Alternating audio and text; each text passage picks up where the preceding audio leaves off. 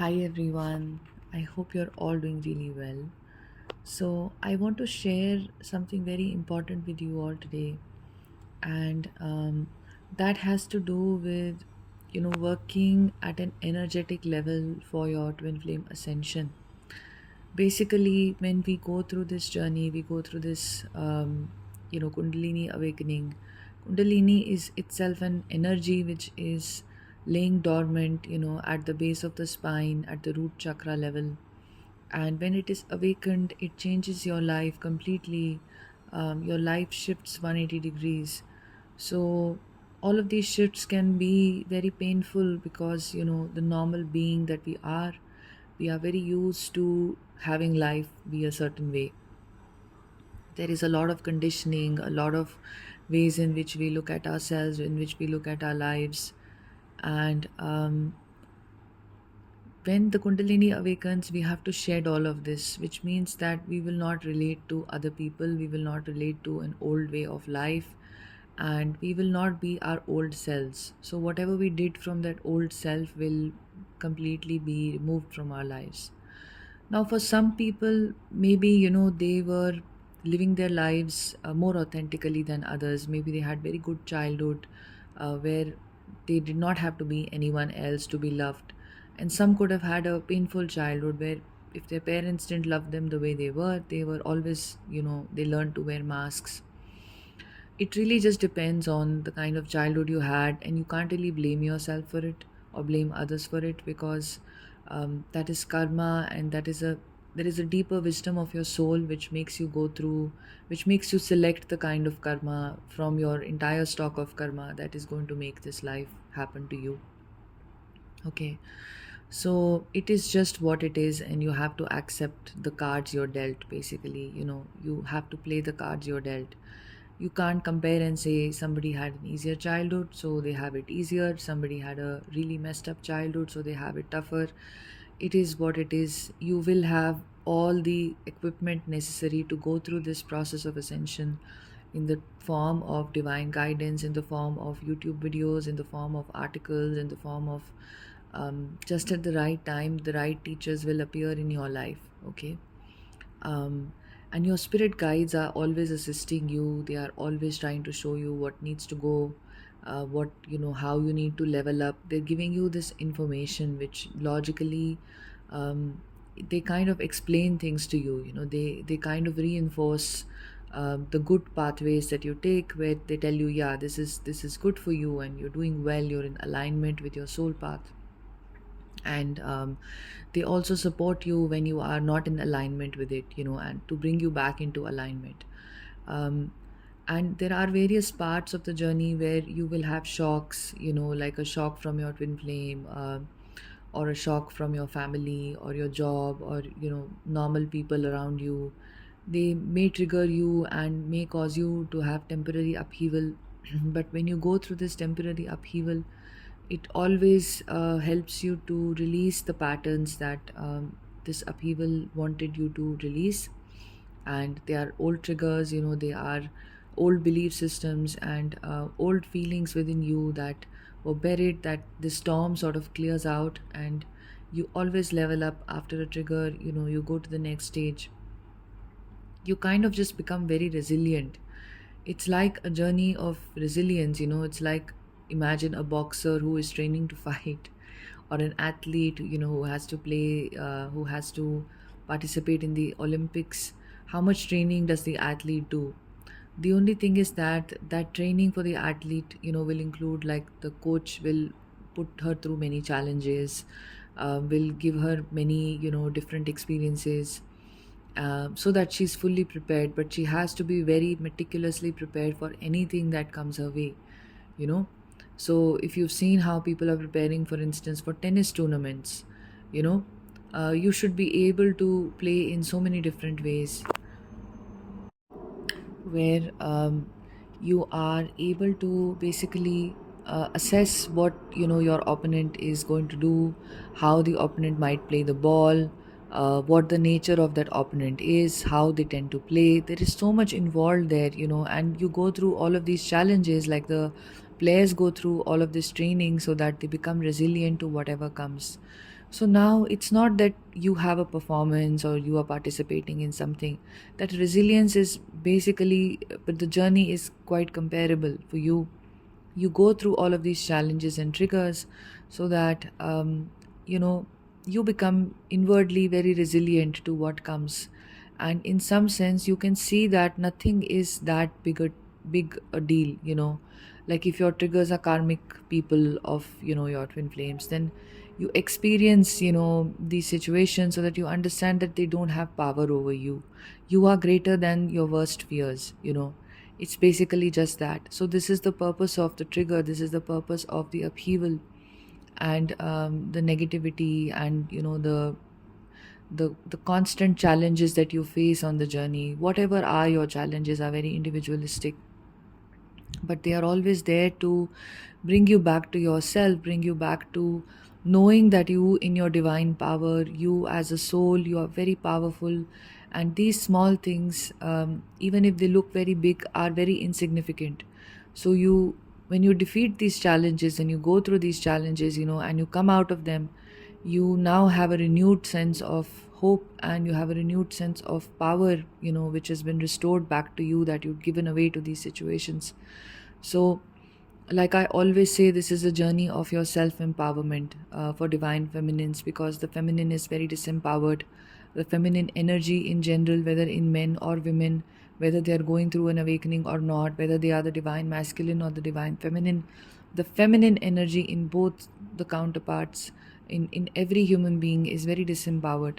So, in some sense, you are on this pathway where your feminine energy is rising, and your feminine energy, when you reclaim that power and the feminine energy takes that power back, and she rises, with her full force, she becomes an inspiration for others, and she kind of is like opening the pathways. She's kind of like breaking that glass ceiling, for the feminine to rise.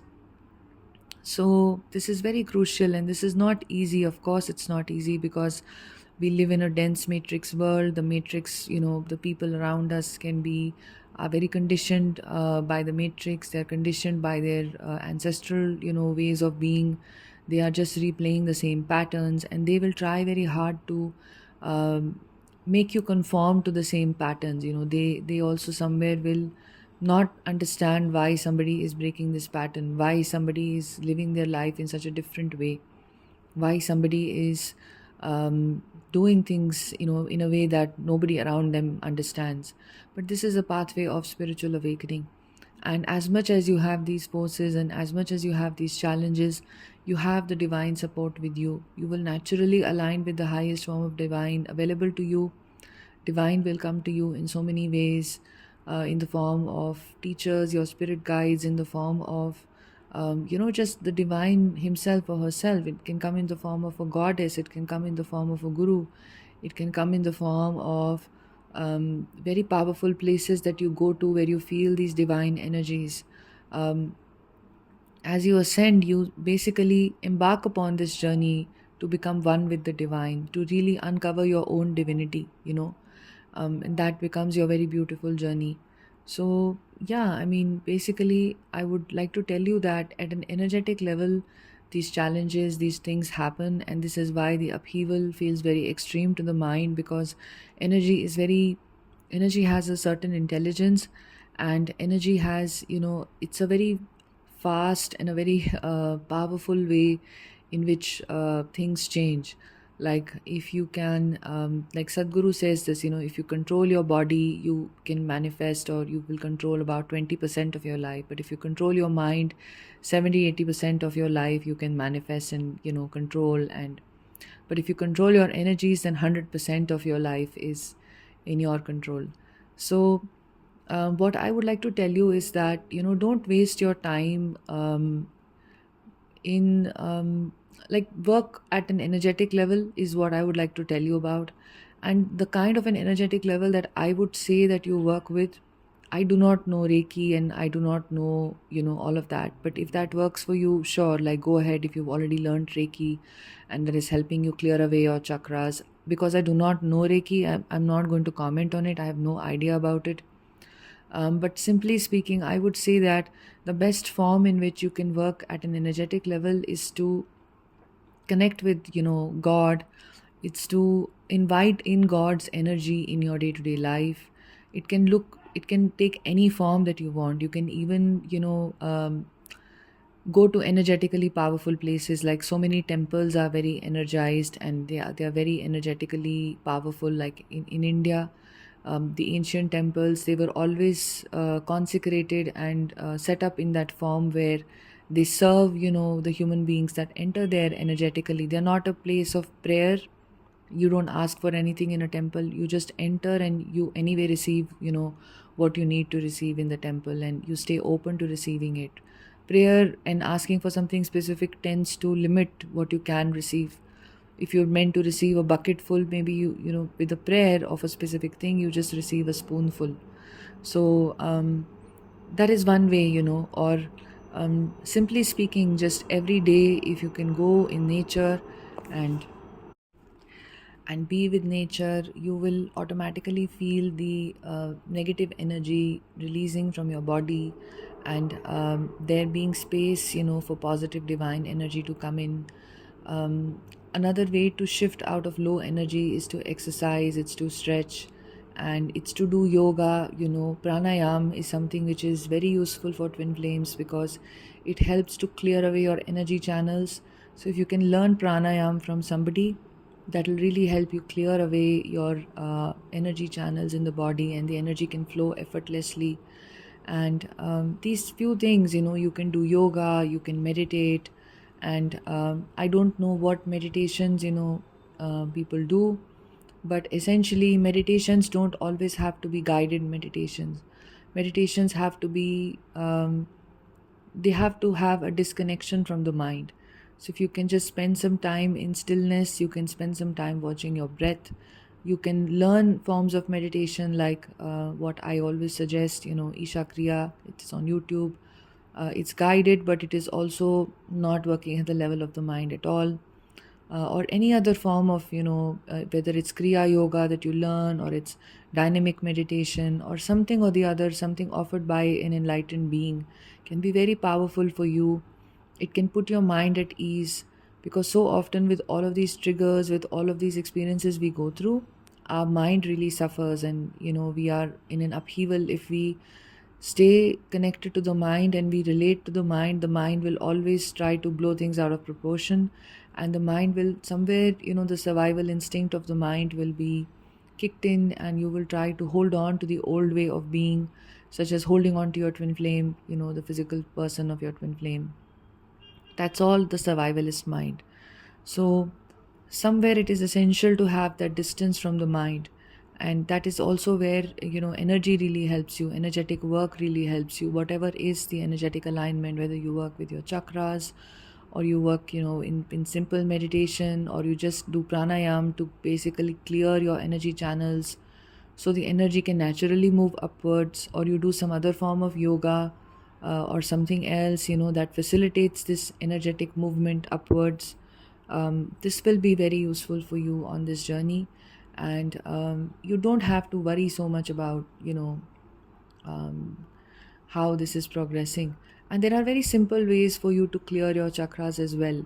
For instance, if you want, we can start doing some workshops on clearing like certain energies from the chakras, and we can learn some practices about how to clear like some chakras, especially where a lot of anger and past emotions and impressions are stored.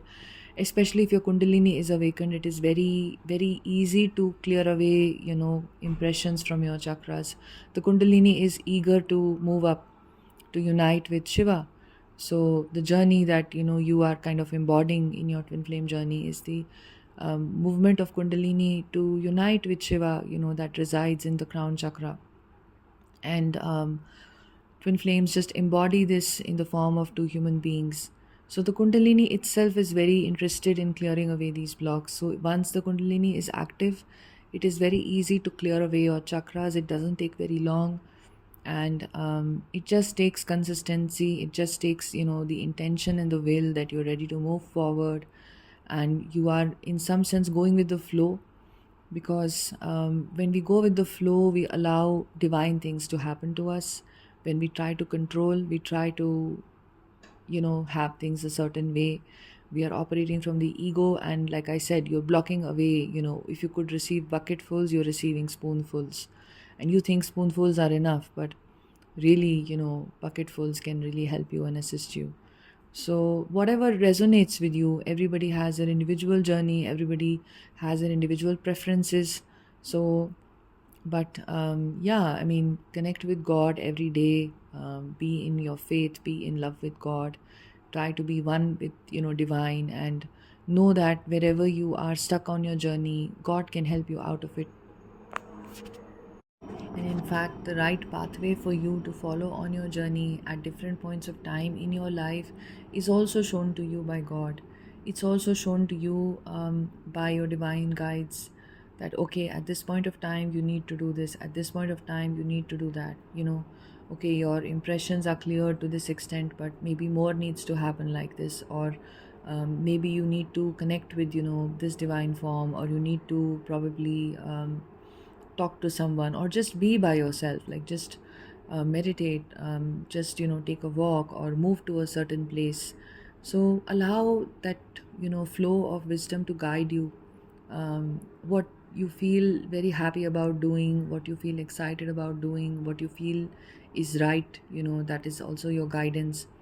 And in general, just allowing experiences to happen, allowing things to be, allowing things to take form, dropping your resistances in any way or form to life that is happening around you.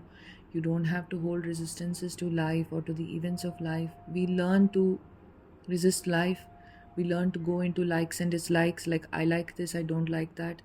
But through your ascension, you learn to drop down these resistances to some things, and you allow everything to be just as it is.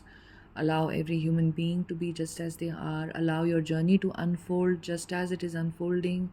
Your union, your reunion, your surrender, everything for it to happen just the way it is happening. Coming into this space of allowing will really help you, and it'll automatically clear away the path, for the Kundalini, because then you will allow the Kundalini to rise, you will allow the chakras to cleanse.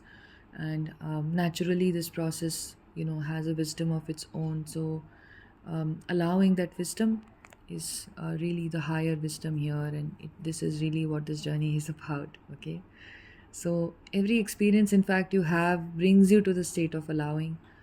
For those who find it very hard to allow, the experiences will be such that it'll be like, okay, I have no other way but to allow it to happen the way it's happening, right?